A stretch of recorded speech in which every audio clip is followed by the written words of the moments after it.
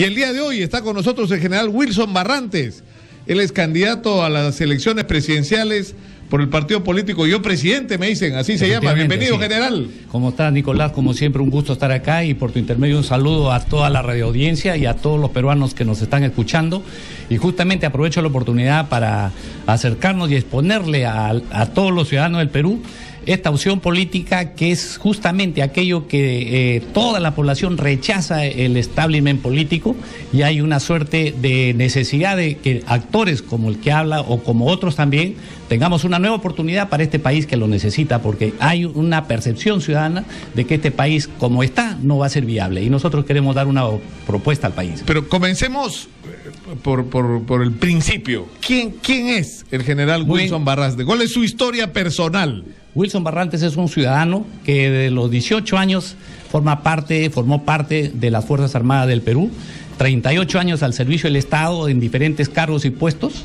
Hoy, después de ello, con 5 años en la actividad democrática y ciudadano con todos mis derechos consagrados, me he dedicado a hacer actividad política. He postulé, hice el intento de candidato a la primera vicepresidencia del 2011. No culminamos porque hicimos una denuncia justamente por aquellas situaciones que es lo que hace daño al país, que es el narcotráfico. Lo hicimos y bueno, y esta es una actividad que... ¿Y en qué lista fue esto? Juste.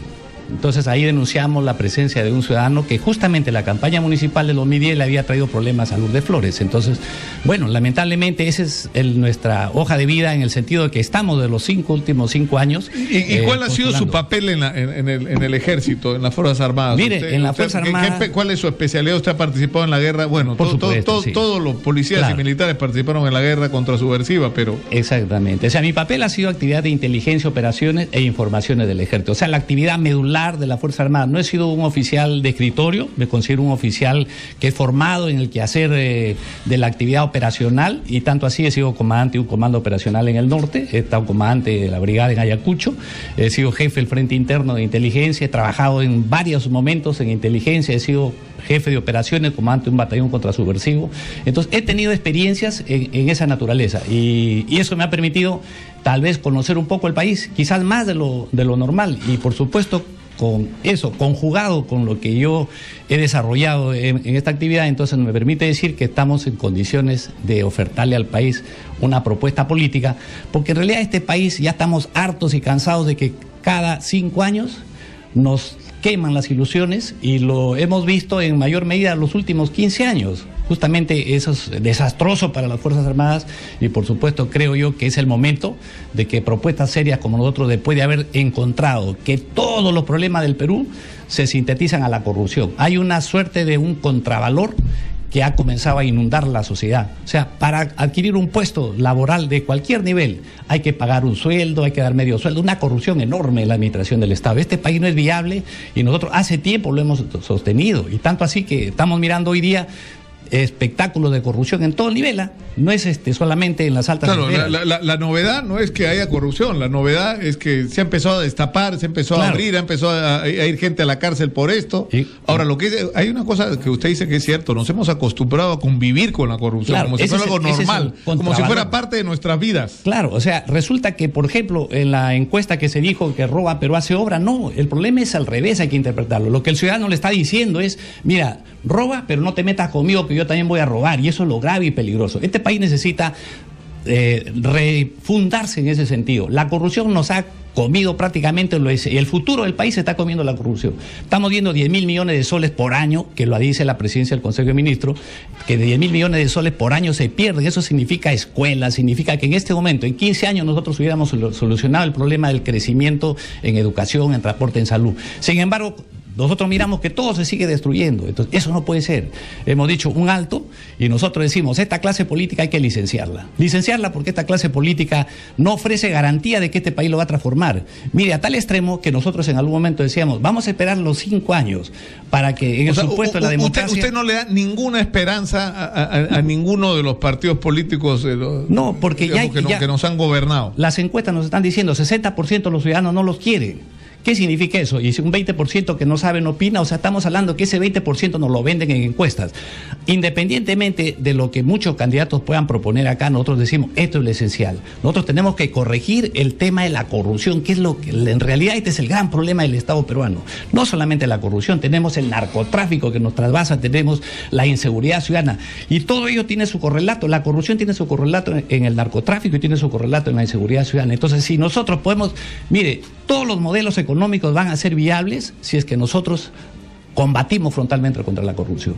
Y eso es lo que tiene que tener el ciudadano. Acá no estamos contra el modelo neoliberal, contra el modelo centralista. Claro, ¿usted cree que no es un problema que de modelo? De modelo económico, que el modelo económico podría continuar. El problema es que ¿qué dice usted? Que no se puede seguir avanzando mientras no se resuelve el problema. El problema es el antivalor que se ha impregnado en la sociedad. ¿Y cómo corregimos eso? Con autoridad, con institucionalidad, porque no hay instituciones sólidas. Todas las instituciones están débiles. Mire usted lo que nos ha dado este ingrato papel de inteligencia, que lamentablemente, con experiencia que tenemos, hemos visto que una vigilancia a un propio miembro del partido, y ¿sabe cuál? Ahora le están echando la culpa a los suboficiales.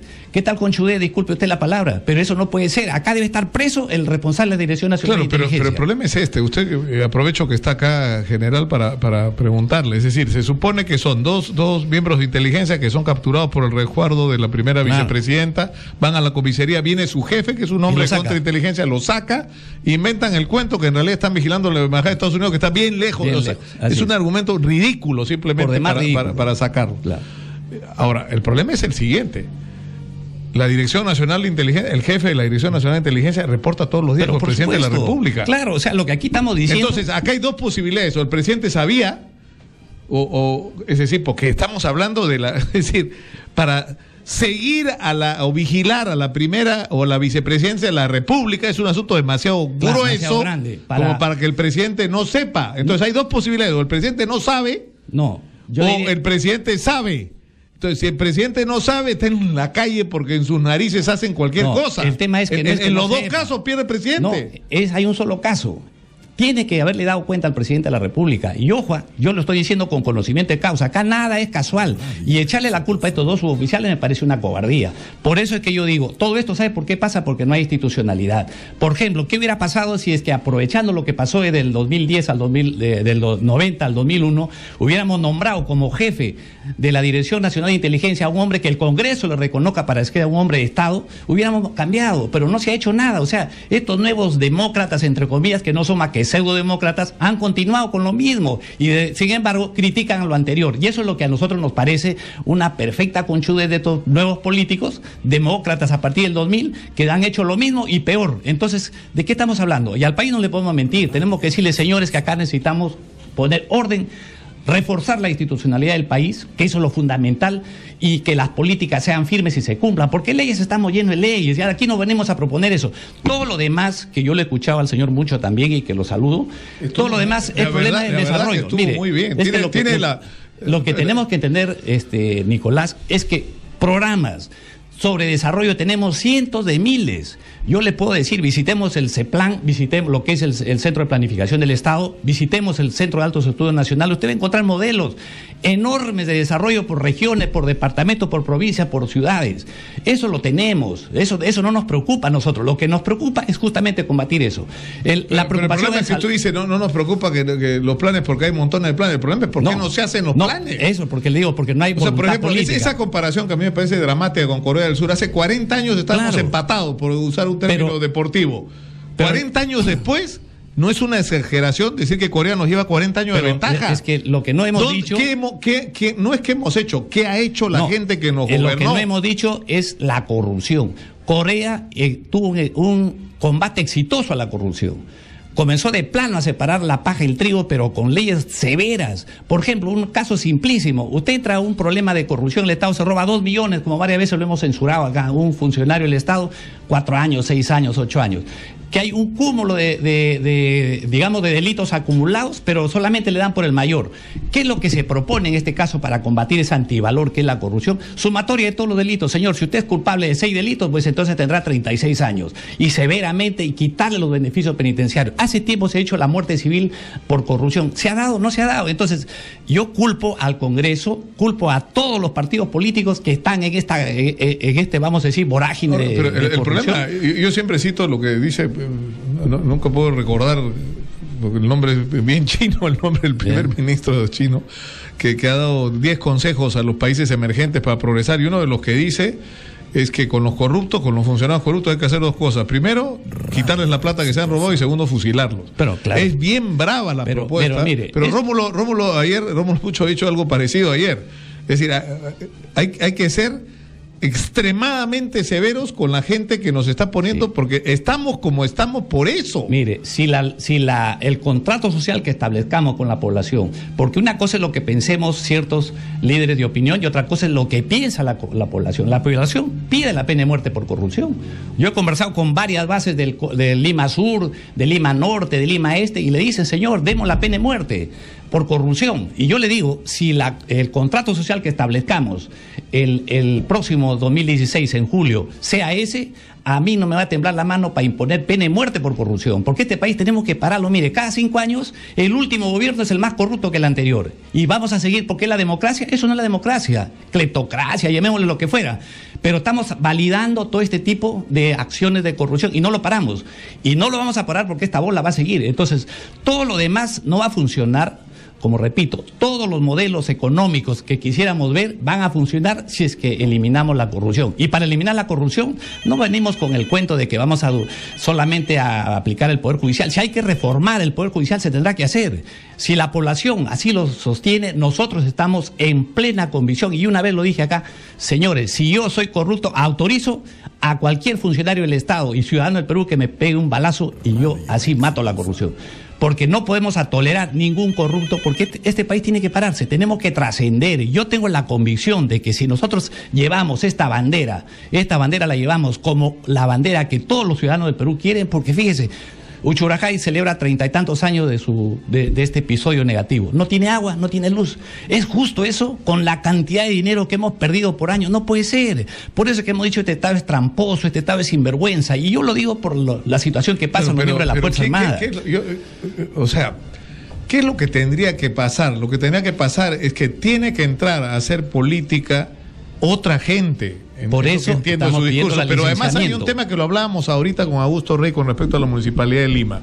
Es decir, la idea es tener gente técnica, especialista en cada función, que se dedique a eso, y que no cada vez que venga un gobierno que empieza a cambiar a todos los funcionarios para poner a los suyos. Eso se llama institucionalidad, Nicolás. Si no fortalecemos la institucionalidad, no respetamos los funcionarios del Estado, tenemos una administración, ojalá que la burocracia sea una burocracia bien pagada, porque si tenemos una burocracia que la relevamos cada gobierno que entra y votamos al resto, estamos mal. Yo considero que la burocracia debe estar bien cancelada. Porque además entran a levantarse lo que pueden, porque saben que van a estar poco tiempo. Porque son 5 años. Y en muchos casos ni siquiera están calificadas. Pero, General Barrante, yo le pediría que recibamos algunas llamadas del público, las que sean posibles. Tenemos una primera llamada del público. Estamos con el general Wilson Barrantes. Él es candidato, o pretende ser candidato a la presidencia por un movimiento, un partido que está desarrollando, que se llama Yo Presidente. Así es. Buenas tardes, adelante, escuchamos.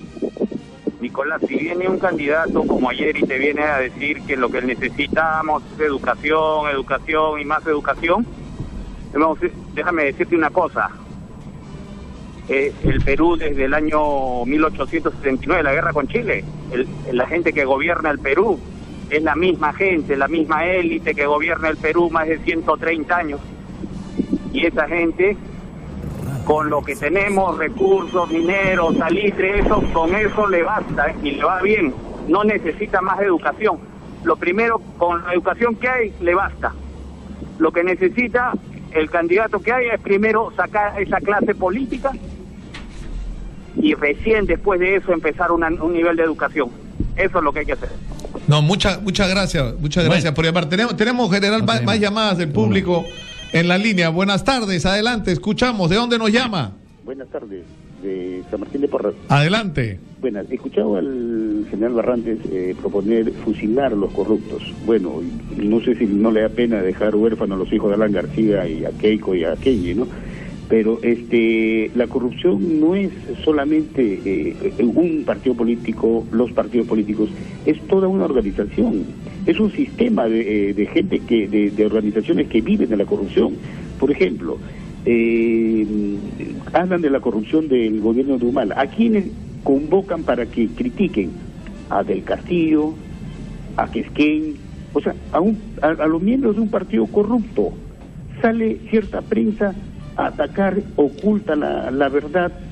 Ahora, ¿qué pasa si un gobernante decide moralizar el Poder Judicial? La prensa salta encima, le dicen tirano, dictador. Entonces, no solamente son los partidos políticos, es un sistema. Por ejemplo, digo, ¿quién habla algo? Hablamos de la inseguridad ciudadana, pero el narcotráfico es parte de esa inseguridad. La consecuencia es la inseguridad de esos narcotraficantes. El señor Alan García ha soltado narcotraficantes y vive feliz de la vida. El Poder Judicial no le dice nada. ¿Y quién le dice algo al Poder Judicial? Si le dicen algo, salta el señor Villestein como gran moralista, que recuerde que cuando Alan García le metió un golpe a un ciudadano, dijo que está bien porque este no es un país de maricas, ¿no? Entonces, no es tan simple como dice el general, es todo un sistema que fácil lo pueden tumbar, hasta lo pueden matar. Bueno, es mi opinión, gracias. Muchas gracias por llamar. Tenemos otra llamada del público en la línea, adelante. Buenas tardes. Buenas tardes. Lo escuchamos. Muy buenas tardes. Buenas tardes. Sí, adelante, lo escuchamos. Señor Lucar, disculpe, y un saludo muy grande a tu invitado, el señor Barrantes. Me imagino que debe ser pariente del ya fallecido Alfonso Barrantes, que murió. Efectivamente, soy sobrino de Alfonso. En hacerse rico, y un hombre pobremente murió. Gracias a él existe ahora el llamado vaso de leche, que muchos están haciendo negocio con esto. Yo invito a nivel nacional, a ver si me escucha todo el Perú entero, por favor. Invito que se presente a la candidatura, pero a una persona preparada, una persona que sepa de estudios y que aplique la econometría. A ver si me entiende lo que es la econometría, que aplique la estadística y las matemáticas a las teorías económicas, porque se necesita de un presidente economista, no se necesita uno que por ahí mintió que es doctor, que le llaman el loco, y no se necesita un soldadito, un militar que nos engañó bastante y se está burlando del país. Se invita a un profesional, netamente profesional, y que por favor tenga la carrera de economía como el señor Rafael Correa del Ecuador. Ecuador está mucho mejor que nosotros, y nosotros arrodillados frente a estos sinvergüenzas. Muchas gracias. No, muchas gracias por llamar. Una última llamada. Es posible, una última llamada del público en esta secuencia. Sí, buenas tardes, escuchamos. Muy buen día, señor Lúcar, a su invitado, llamando desde el núcleo del centro histórico de la ciudad de Cusco, para referir lo siguiente, mi distinguido señor. Este mal gobierno que se está llevando a cabo en el Perú desde la época republicana está afectando gravitantemente los intereses de los ciudadanos. Por ejemplo, el Cusco, así como estaban hablando hace un momento, hace una media hora, sobre el tema urbanístico de Lima, el desarrollo sostenible del Cusco está en gravísimo peligro, y su arqueología y su monumentalidad está siendo devastada por las autoridades mismas, que en forma irresponsable están coludidas, salvo excepciones, con los traficantes de tierra. Entonces, esto se grafica en todo orden de cosas. Fíjese, en la época colonial, el rey Carlos V de España, emperador que era emperador del Imperio Español, dictó una serie de normas para salvaguardar, digamos con prudencia, la vida de los súbditos de su reino en el Perú, que eran los pueblos indígenas. Pero los poderes imperantes, los poderes económicos que estaban rigiendo en el Perú a principios de la conquista, impidieron y se opusieron a que el rey implantara normas para salvaguardar a la población, y ahí es el resultado de la devastación que tenemos hasta la actualidad y usufructo de las propiedades del pueblo indígena sin darles lo que se merecen como buena educación. Entonces lo que se pide desde Cusco es de que el nuevo presidente de la República y los poderes imperantes económicos en este país hagan un pacto social con el pueblo indígena y para que a todo el mundo se le dé lo necesario, principalmente buena educación. Exigimos eso con la legitimidad que nos asiste. Muy buenos días. No, muchas gracias por llamar. Tenemos que terminar esta secuencia. Estamos con el general Wilson Barrantes. Él está promoviendo la inscripción del partido Yo Presidente, donde él pretende ser el postulante precisamente para este cargo. Así es. Estamos invitando a todos los ciudadanos del Perú que se junten y formen este movimiento por la democracia, recuperar, porque la democracia en realidad está capturada por esta... De más se habla del diagnóstico, todos aquellos que la han destruido y la vienen destruyendo históricamente. Y este proceso que acaba de terminar el 2016 va a ser uno más. Por eso es que nosotros estamos levantando la voz para decir, señores, acá ustedes tienen que confiar en esto. Y agrego, no es cierto que acá la solución del país lo tengan los economistas, lo tengan los ingenieros, lo tengan los militares, no. El país, la solución lo tiene quien tenga voluntad y conozca el manejo del Estado y tenga la voluntad política, tenga el conocimiento del manejo de las políticas de Estado y fortalezca la institucionalidad del país. Y en esa línea tienen ustedes que estar convencidos que quien les habla, por su pasado histórico, por el pasado familiar, por su linaje, por el apellido y por todo lo que ha consagrado a lo largo de su vida, tiene la voluntad de hacer esto. Entramos como entramos y saldremos como hemos salido, porque el dinero no es nuestro objetivo político en este tema. Hemos trascendido y hemos consolidado nuestro proyecto de vida y ahora nos falta simplemente trascender y dar mensaje a la población de que este país sí se puede cambiar. Yo le aseguro que sí se puede cambiar y cuando en la plaza, que ya nos han escuchado los que nos conocen, no por algo hemos enfrentado el colectivo Lima Sur contra la ineptitud de una gestión que ha terminado desastrosamente, que lo lideramos en el Lima Sur, y fíjense, los resultados han sido auspiciosos, más de 1,5 millones de gente que votó a favor del sí para revocar la ineptitud. Y hoy día a ese público que nos ha impulsado y nos ha apoyado le pedimos, obviamente hay un pasado que tenemos que sostener, no pretendo ser la albacea de la moral y de la tradición y la historia de Alfonso Barrantes, pero créame con toda seguridad que nosotros estamos para reivindicar, reconciliar este país. Estamos celebrando un aniversario de José María Arguedas, el precursor de la reconciliación nacional, y yo pretendo ser el presidente de la reconciliación nacional porque este país tiene que acabarse los blancos y negros, los cholos y los ricos. Tenemos que dar una nueva señal para este país, una señal de esperanza. Invito a todos que se junten en este movimiento por la democracia a través de este partido político. Muchas gracias al general Wilson Barrantes por estar con nosotros. Esta ha sido la secuencia Se Busca Presidente. Todos los días vamos a abrir nuestro espacio para escuchar, para conocernos, para saber quién es quién en el Perú y qué alternativas tenemos. Yo creo que vale la pena lo que estamos haciendo. Vamos a ir una pausa y regresamos con más aquí en el 95.5 de la FM. Esto es Radio Exitosa.